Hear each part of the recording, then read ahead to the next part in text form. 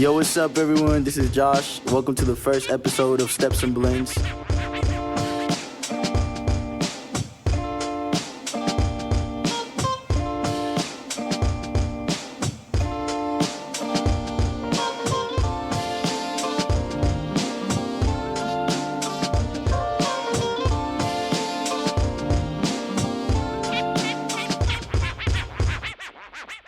And for the first episode, we got a very special guest, the one and only Cameron Dior Giles. Yeah.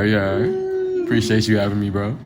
You just got back from St. Louis. Yes, sir. You know, just constantly trying to work, constantly trying to evolve. You know how it is. Talk to them and tell us, like, what exactly is that you do. Absolutely. I've been dancing professionally for about 5 years now. Do a variety of dance work. The work that I'm on right now is just traveling, assisting, choreography jobs. Do a lot of stage work with different artists, various different events, television work, music video work, whatever kind of comes along, honestly. But trying to just, really make it about my dancing, my art, and my creative stuff as well. How long have you been dancing? 8 years in total, 5 professionally. I started when I was like 10. Maybe. Yeah, I think I got signed for the first time when I was like 13 in Atlanta. And how was Atlanta, bro? Like, how is it transitioning, like, from such a young age, like, being 13 and being, like, in such a big scene? Because Atlanta's crazy. Oh, yeah. Because you're originally from Houston, right? Yeah. So then, like, you traveled down to Atlanta, you stayed there for a little bit, and then once you moved from Atlanta, how was that transition dance-wise? Or, like, energy-wise with people? Different. It definitely felt different. I can say that I always miss the community of Houston more and the energy here because it's very family-oriented. Mm-hmm. However, in Atlanta, there's so much when it comes to production and the industry. I always say a lot of great movie production as far as like casting when it comes to dancers is done down there.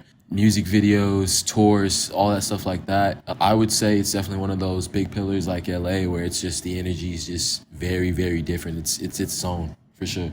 How was that, like, being that young, like, getting to meet those artists and, like... Scary. And, like, growing up with people around you the same age and knowing that y'all have, like, way different paths, you know Absolutely, what I mean? Yeah. That was scary. It's my number one word for it, honestly. It was definitely a little intimidating at first to be around, like, certain people, if they were just big dancers, big choreographers, let alone being an artist.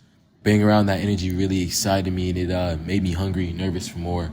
When you were in the Grammys, bro, did you ever, like, have a moment where you were like, damn, I'm here? No, 1,000% of the time. Because, like, I don't know half of the stuff that, that you've been, like, on or booking, but when I get to see it, I'm like, bro, you're only 18 years old. Not a lot of people are able to say that they do that, And they do that for a living. You're unraveling everything that you want step by step, and I feel like a lot of people should be intaking stuff like that. Yeah. Exactly. It's like again, go it at your should own be the pace. new normal. Yeah, go at your own pace, but at the same time, like, set goals for yourself instead of thinking they're unreachable in order to get there. Because they always are. So you do have a training program here in Houston now. Yes, sir. You started this exchange.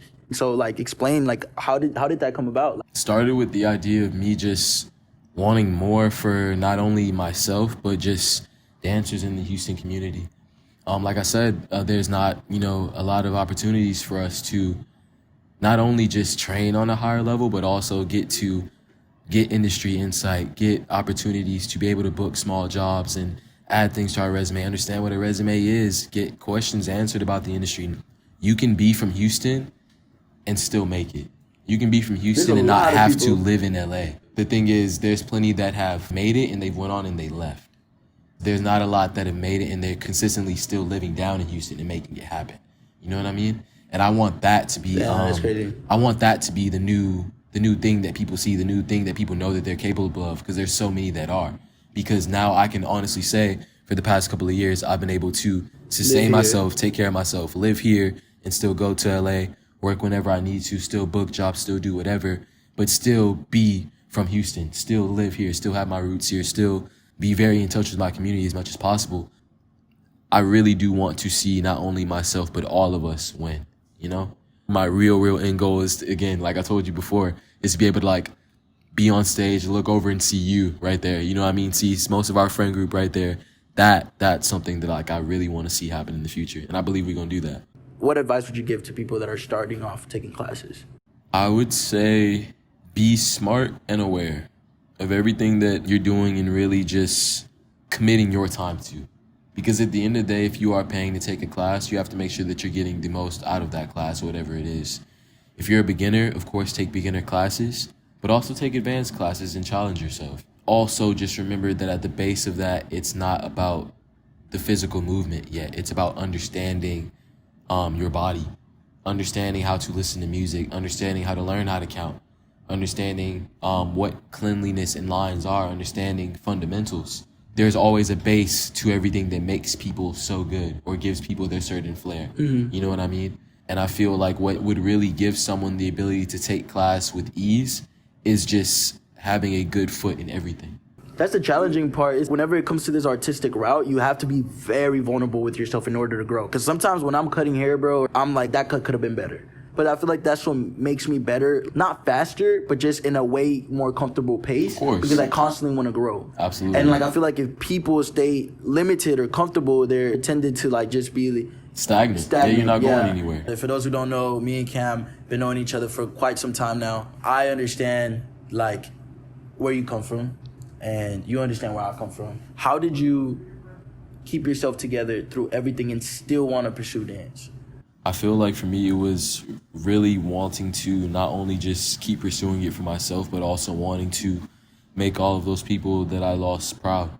I don't mention this often, but I lost a great deal of family members like growing up, you know, from a young age. I think somewhere close to the number of 10, possibly more. And they were all happened to be the close family members, the ones that kind of supported me the most. Unfortunately, for all different reasons, but just growing through and understanding that those things, as a part of many others, are just tribulations and a part of life that you just have to grow through to become your stronger self.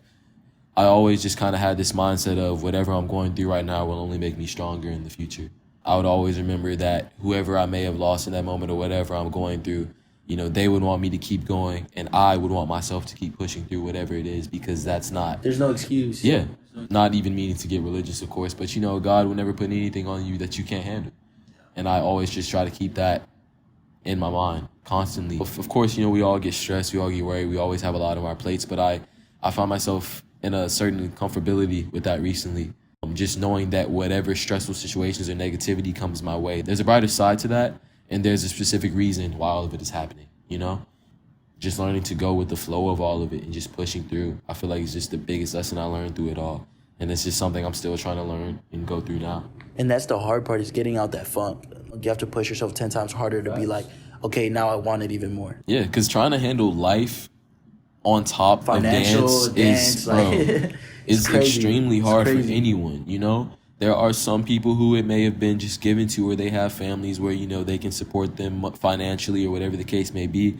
But, you know, for those of us that aren't, it's hard. It's a struggle. There's never an excuse or anything to stop you from really being or pursuing what you want to do, you know? Like, there's been plenty of times where I wasn't sure what my future would be or how things would turn out, but I stayed true to what I wanted to do, you know, and ended up accomplishing those things. All right, so it's going to be rapid trivia questions, bro. One choreographer you want to work with? Paris Cobell. Your favorite dance shoes? Forces. What? This man's a maniac. Dream tour, dream artist? Dream tour artist is always going to be Chris Brown, for sure. Ooh. Chris Brown or Usher. Memorable class. And what was the piece? Ooh.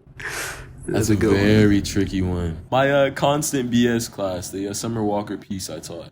Oh, with Trayvon? Yes. No, but all right, last question, bro. This is the most serious one. Who's your favorite barber? Who's your most favorite barber, bro? Say, look at the camera and say it. All right, so shout out Stay Gold.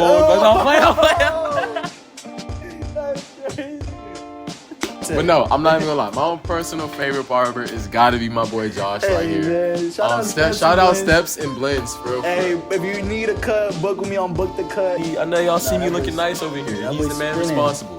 Man, but thank you for your time. Thanks for those who are listening to the podcast. Thanks for those who are watching. Thank you, bro, for having me. Thank you for agreeing to do this, bro. Stay tuned for episode 2, and yes, we out. Yeah. Give a little wave to the camera, bro. Give a little wave.